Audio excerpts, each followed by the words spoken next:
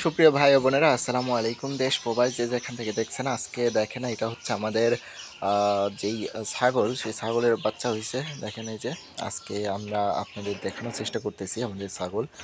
তো আপনাদের খামারে কতগুলো ছাগল আছে অবশ্যই কমেন্ট করবেন। আর দেখেন ছাগলগুলা কিন্তু পালন করা হচ্ছে খুব সহজে, এবং ছাগলগুলা কিন্তু এখানে দেখেন ওর মার সঙ্গে রয়েছে এই যে বাচ্চা।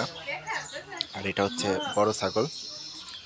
তো আপনারা অনেকে আছেন যে ছাগল পালন করতেছেন, কিন্তু সঠিক কোনো গাইডলাইন না থাকার কারণে কিন্তু সঠিক কোনো পরামর্শ পাচ্ছেন না, বা সঠিকভাবে পালন করে অনেক সময় ব্যাঘাত ঘটে।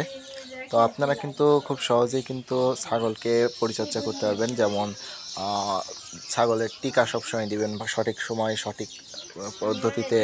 তারপরে আপনার কৃমি মুক্ত করবেন, কৃমিটা অবশ্যই অবশ্যই মুক্ত করে রাখবেন। এরকম অনেক কিছু আছে যেগুলা ফলো করলে কিন্তু ছাগল কিন্তু সুস্থ রাখা খুব সহজ, এবং ছাগল কিন্তু খুব সহজে কিন্তু পালন করতে পারবেন। তো আশা করি বুঝতে পারছেন। ধন্যবাদ।